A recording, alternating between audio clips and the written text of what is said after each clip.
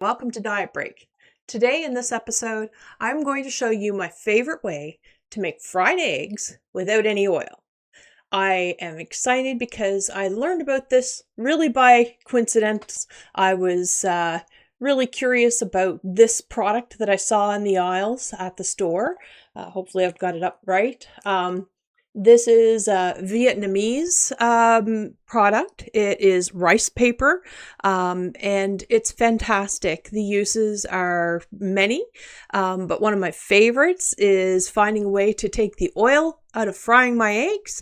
You can either reduce, eliminate oil altogether. Myself, I like to saute my vegetables, so I do have just a tiny bit of ghee that you'll see in the recipe, that I'm doing today. But overall, it's a great alternative to frying in butter or fat if you're fat and butter conscious. So anyway, enjoy, and thank you for tuning into my video. And I will be back with more soon as we go into a little bit more detail on the protein. I know in my first video I told you it seemed almost like a miracle. Well, it's really not.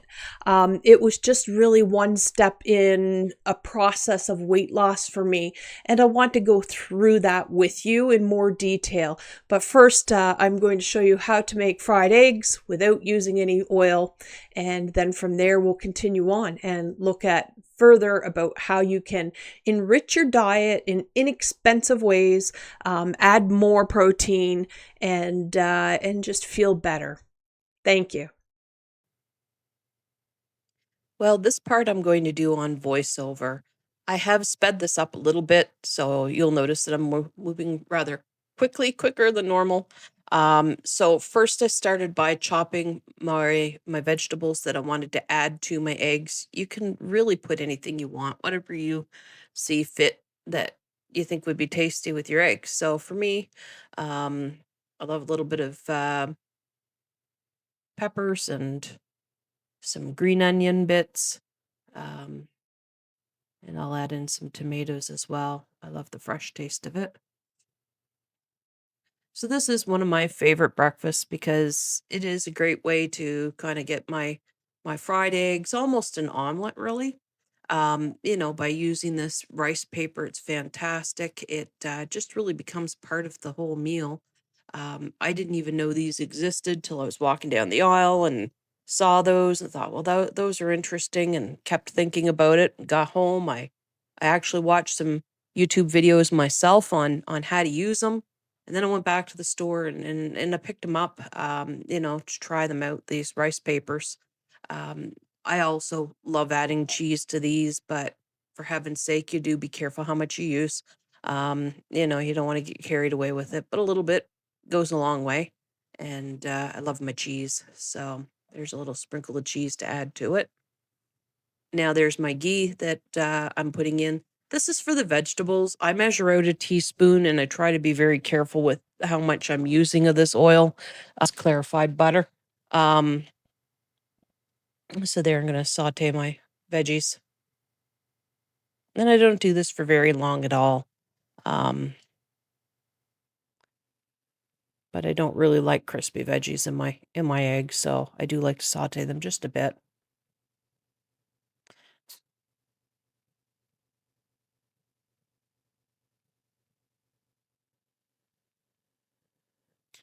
Again, this is sped up a bit, so it does saute a little longer than what it looks like on this video. If you have an egg meal that you love, have you thought about maybe altering it to find ways so that, maybe it's lower calorie, lower fat? Is that something that you've considered? So there's my rice paper. The heat of the pan is actually making it shrivel just a little bit. It's important when you use these to put it on a very dry pan. You'll notice there's no oil, there's nothing underneath that, right? Now, this time I decided I'd try my eggs pre-beating them. Honestly, I think you're better off just cracking it directly on the rice paper, but that there you go. That's what it is, what it looks like. I use the vegetables that I'm adding basically as a way to stop the egg from running off completely. So you just give it a little bit of time and let it heat. That's all you do. It's not going to burn in your pan. I've probably got this on a medium high right now. I did turn it down a little bit to more of a medium heat, but it's just a question of waiting for it to cook, really. I lift the edges around it gently just to prevent sticking.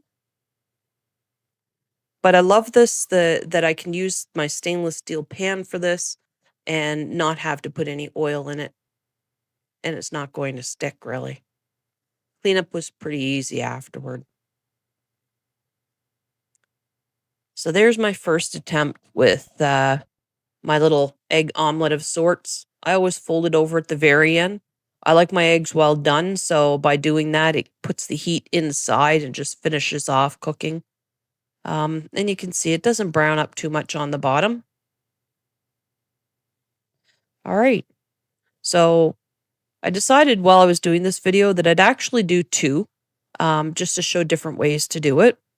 So again, you can see the heat just shriveling it just ever so much while I'm grabbing my ingredients together here to add in. There's my tomatoes that I wanted to add this time. There you go. There.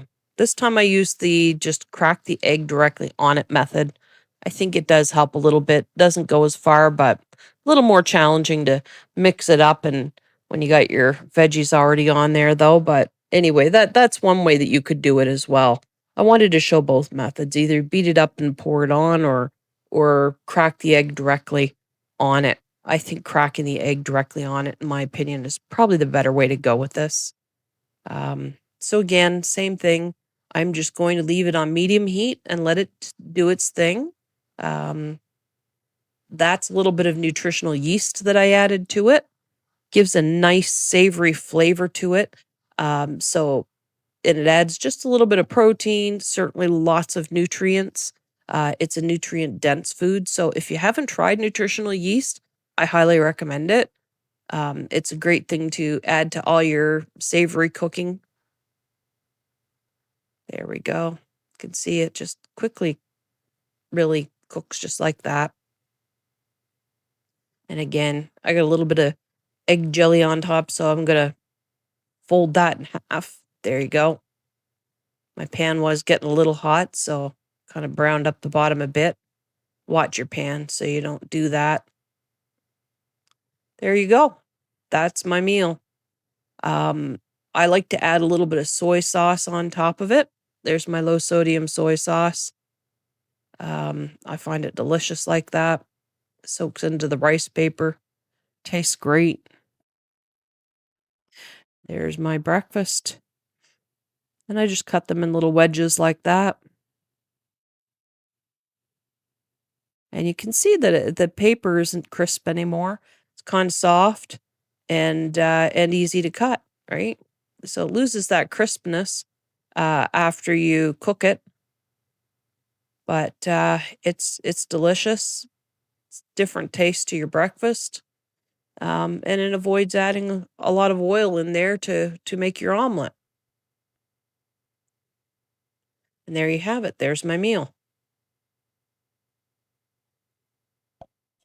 Let me know what you think. Would you like to try the rice paper method? Have you tried it before already? What did you think of it? Did you prefer it or would you rather just leave it? I'd love to have your feedback. Thank you so much for watching my video today. Bye for now.